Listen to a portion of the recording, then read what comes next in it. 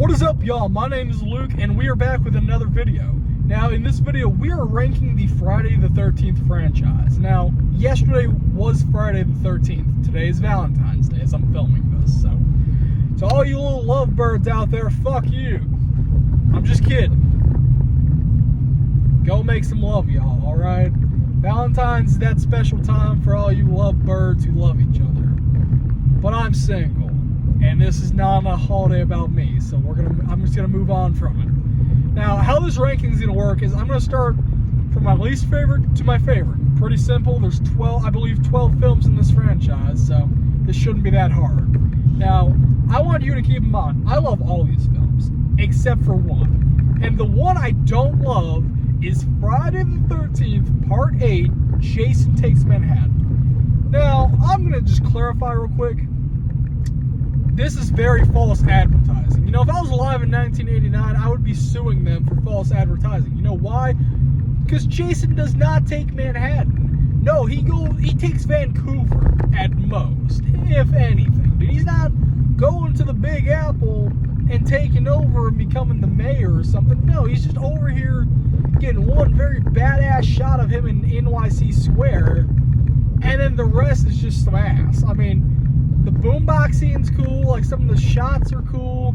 Julius getting his head knocked off is cool. The soundtrack at the beginning of the movie is cool. And meeting the lead of this movie, love her, does not change my opinion one bit on this movie.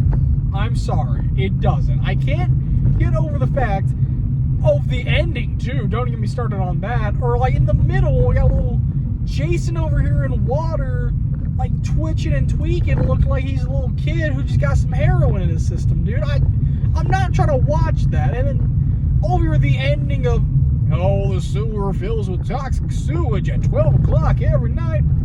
Buddy, this is not the Toxic Avenger. I don't know where we're getting this logic from, but apparently just Jason getting covered in sewage and then taking his mask off and just looking so much more deformed. Like, he is the Toxic Avenger, apparently. Apparently, dude. It took all that, and then they didn't think one time to, I don't know, do anything else, like with this plot, dude. I get it. It's 1989. You got really no budget. You're coming off Part 7, which is a little lackluster, because the MPAA is a bunch of bitches at that time and won't let you have any blood. Okay, I get that. But to make this an arguably worse movie to never recover from plot-wise, but just movie-wise, like, what are you doing? Next up, now we move on to the ones I love, which is every other film in this franchise. And I'm gonna admit, I have Friday the 13th here. No, not the 2009 reboot. I have the first one. Now, you might be wondering to yourself, Luke, are you stupid? Are you serious?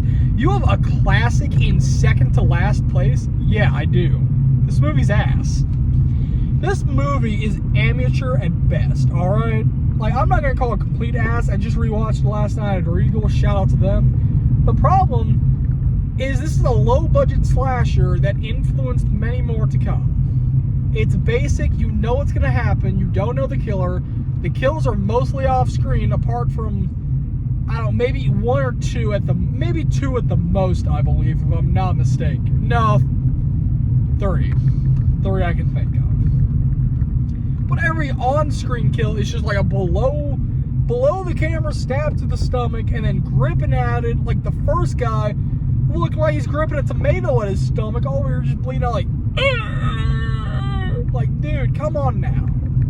But again, I give a lot of credit. The fact they made this movie, and for as cult classic and just historic it became, I give all my respect to them. They've done a lot more for a movie than I have, because, well, I've not made a movie, let alone one of the most legendary horror franchises, if not the, of all time, with arguably the greatest, along with arguably the greatest slasher villain of all time. Now, you know, there's your Michaels and your Freddy defenders out there, which, yo, you Michael defenders, you're automatically out. You ain't winning. It's really between Freddy and Jason. We'll get to that movie later. Now, coming in my next spot, again, y'all are just gonna keep giving me shit for a little bit. I have Part 3, alright? Now, again, before you say, look, it's a classic, dude. Okay. Okay, cool. Classic does not mean good. Classic means classic for many different reasons. You could have a classic horror movie and it'd be bad. Like Friday the 13th. That's a great example. Or you can have a classic horror movie that's great. Like A Nightmare on Elm Street. With part 3, dude, I will say, they expand the characters. They don't expand the characters. What am I thinking saying that, dude? No, in this movie, all the characters are just stoners and sexers. Oh, and Joey, I believe is his name. The one goofy dude who's over here juggling trying to get a woman. Alright? Now, you don't go watch slashers to learn characters. Go watch some psychological thrillers or something like The Conjuring. But I'm at least expecting a little more out of my characters, y'all. I mean, jeez, dude. I've got the most bare bones. I got 2 stoners in the back of the van. Two people just wanting to fuck the whole movie. One girl who might be pregnant. And then a goofball with curly hair that looks like Superbad's main character, Jonah Hill. Like, come on. The 3D effects, again, this is 1982, y'all. I'm not going to clown on it too much because, well, 1982 is a lot different from now, alright? And, fun fact, we have 3 Friday the 13th this year, and I'm going to go see parts 3 and 4 on March 13th. So, I'm going to see it in 3D. And you know what? I got one more thing to comment on with this movie. What's his name? Paul, I believe is his name. Oh, Paul. Your head, man. I mean, your head just, oof. It kind of, explodes in a way. His eye pops out. But you can see the string and how paper mache it looks. You can clearly see how paper mache it looks. And it's so stupid. But it's great. Up next, I've got part 2. Again, I just rewatched this last night at the theaters at like 11 o'clock. It's a lot better. I will say this. It is better than the first. The first one's funnier because you have characters like Ned and Kevin Bacon's character just running around doing just their character stuff. Like, you get introduced to them two and then Jack's girlfriend to fiddle music. He's over your banjo playing over here playing that type of crap as they're just driving down the countryside looking to go for Camp Crystal Lake. It's great. But for part 2, dude, I think it's less funny than the first one, but I think overall it does better as a movie. This is still amateur. Amateur, don't get me wrong. But this is a better movie. This is a more well-constructed movie. Like, you got half the teenagers leaving to go to the bar and whatnot, the after parties. And, you got the other half just stuck here alone. Okay, that's better than what you do in the first one with them over here having sex and then going and dying. Or with Ned's character in the first one, just seeing some lady walking in the cabin instead of having any common sense of, don't go follow the lady. You go in the cabin and die. Like, come on. I like these characters more in part 2 than I do in the first and third one. Because unlike those 2 movies, we at least have Amy Steele and Paul... Wait, what's his name? Or Holt, whatever his name is. Honestly, I don't know. Paul Holt, I guess. So I don't know what the third... Ricky, I guess, is his name from the third one. I don't know. Sorry. But again, you actually got more I don't know how we go from dumb characters, like not bad dumb, but characters to smart characters to more dummies. I mean, you got Amy Steele giving arguably the best final girl performance in this whole franchise apart from Carrie. You got better acting, you got better story, you got better kills. You have more fun. I will say they had a lot more fun with this movie than I think the first one. In terms of like just enjoyment for me personally, I enjoy watching part 2 a lot more. Just 'cause it expands and does more with its film. Like, what's his name? Over here at the bar using Heineken's is like googly eyes, 12 Heinekens by his side, and then immediately after Paul leaves, he's like, "Hey, are there any after parties around here or after bars?" I'm like, "Yep." I'm like, "Okay." I'm surprised this character survived, I'm not gonna lie. Next up, I've got Friday the 13th, Part 9, The Final Friday. Now, a lot of y'all I know hate this movie. I get it. Okay, it's a mess of a movie. The story is just, what the hell? Jason is a demonic slug and has like a newborn and like a kid and a family. Like, what? Like, I know it's confusing, but if you just ignore that and honestly just watch the movie as it is, I mean, what is there not to love? You got some incredibly funny and actually pretty well-written characters in like Duke, and you got your lead here who looks like the guy from the Friday the 13th reboot. You got some funny side characters. The gore is arguably the best in the it's up there for the best in the franchise, right up there with the reboot, and maybe FVJ, that's also up there as well.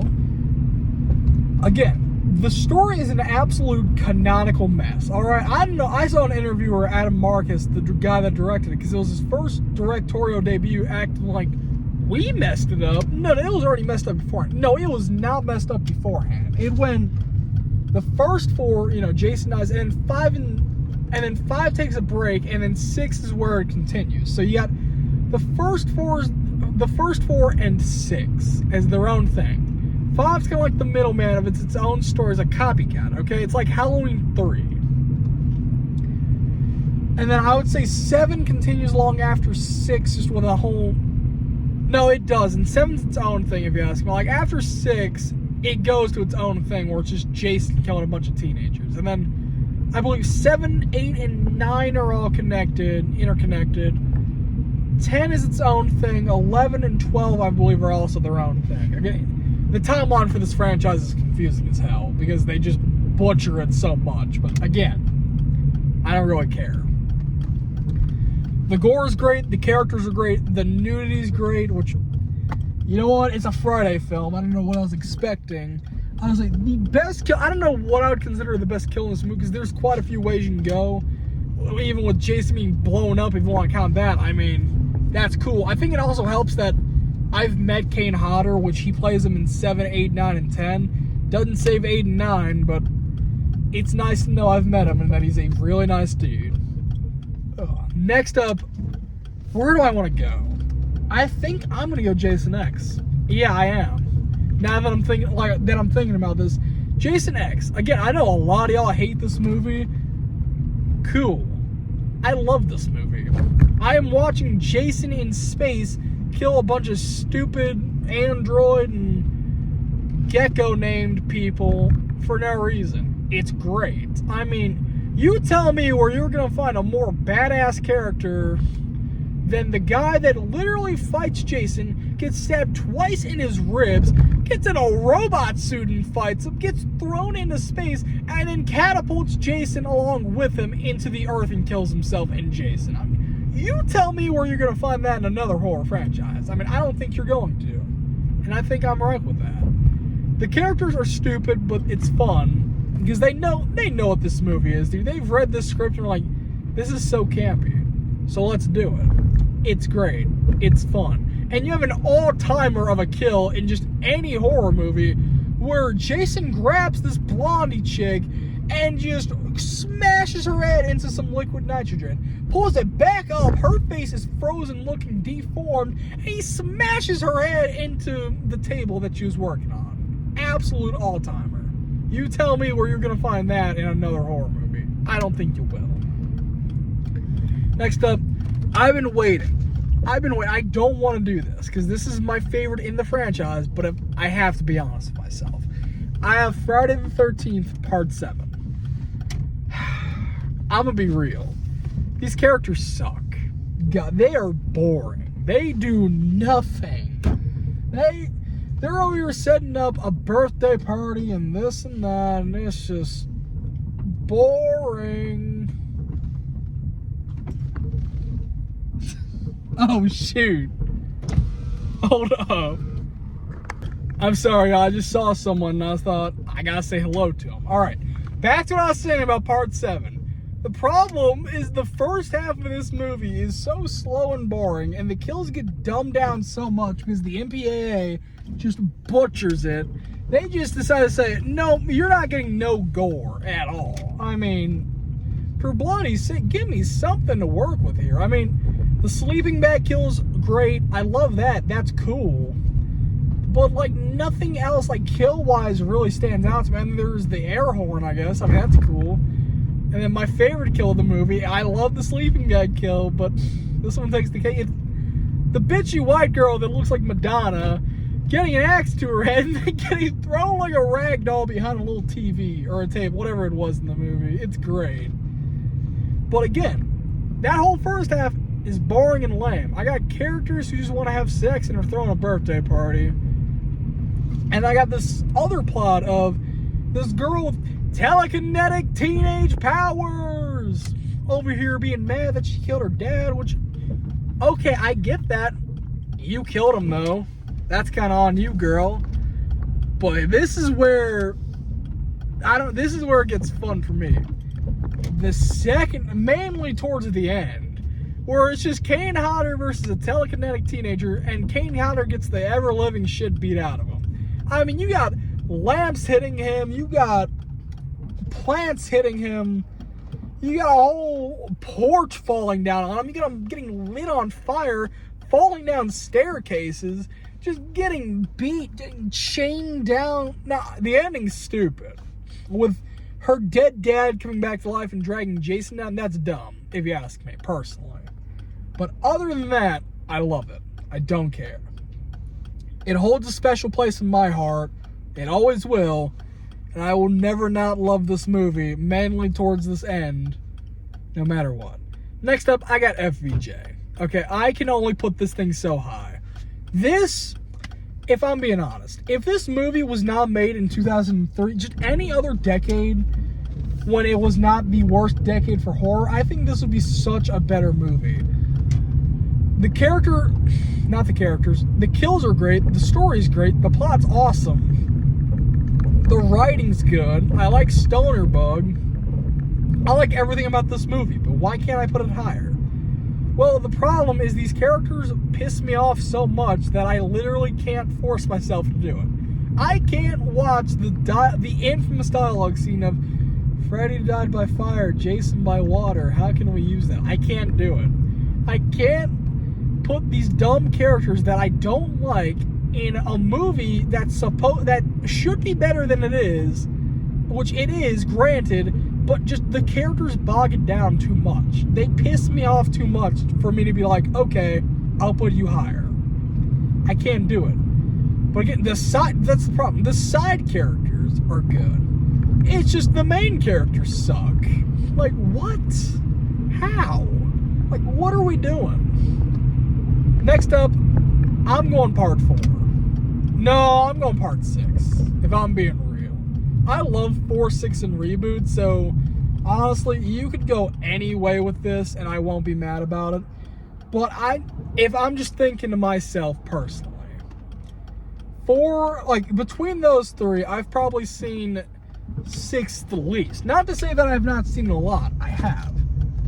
It's just compared to all 3 of them.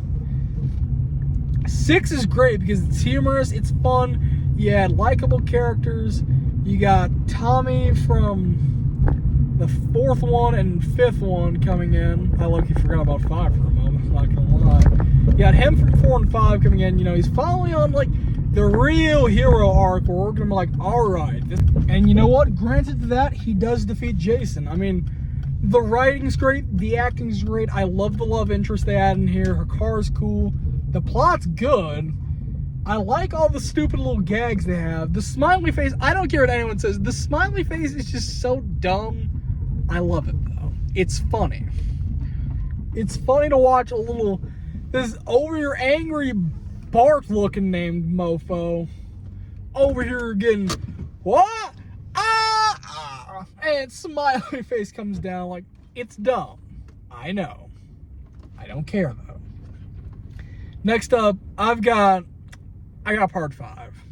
Sorry, I'm just trying to think of my list here of how do I have this. I have 5, 4, and then, well, you know what's coming out 1. 5 is so ridiculous. The plot's stupid. The characters are stupid.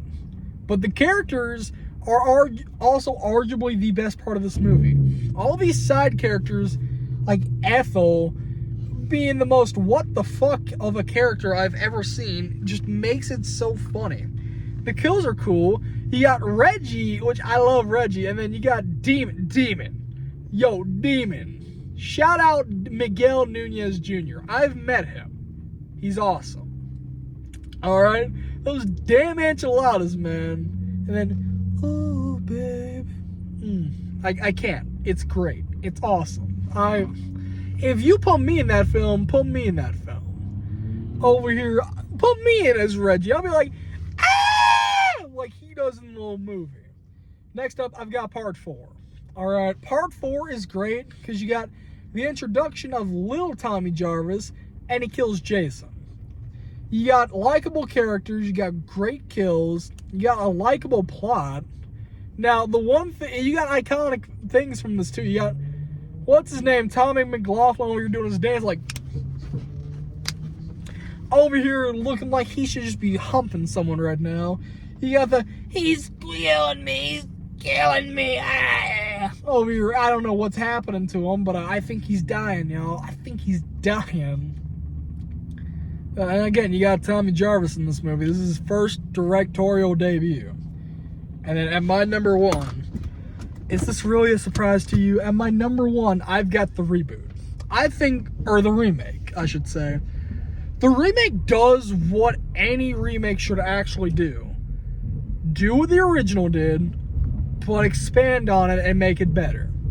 And it does, by a long shot. By a very long shot. I don't like the characters as much. I think Trent's a real ass. Trent's a great ass, dude. He's great. Jared Padalecki gives it his all. I love him in this movie. I don't like anyone in House of Wax. Sorry. The characters aren't entirely like, you got like Chewie and the black dude. I don't know his name. I just had it on top of my head. I thought it started with an L. Giving good performances, you know, as like the comedic relief and whatnot. The humor's good. The kills are good. We don't got to talk about the infamous sex scene. I'd rather not. And you got, this is again what a horror movie should do. Give me a villain that makes me want to piss myself. Derek Mears, who plays Jason in this movie, I've met him. All right, I've met a lot of people, y'all. I met him. He is so nice. I don't get it. How he's so nice, but this Jason makes me want to piss myself. Dude, if I was in the middle of the woods and I just saw this Jason going after me, I'm just grabbing a gun. I'm just hopefully like I said, I'm grabbing my gun and I'm just shooting myself and just hoping he doesn't find me before I find me. Alright, I don't think I've ever seen a horror villain in a remake where I'm genuinely like, oh my god. Like nope, get me out of this mess, dude. I'm not doing this. He's over here literally doing what Jason is supposed to be doing and hunting. He is making me look like I'm going to shit myself. Like, no. Get me out of this franchise. But again, if you ever get a chance to meet him, he is very nice. He is so nice, dude. Alright, that's going to do it for my ranking of the Friday the 13th franchise. I hope y'all really enjoyed this, and if somehow I missed one of the movies in the ranking, let me know down below. Like and subscribe. I'll see you in the next one.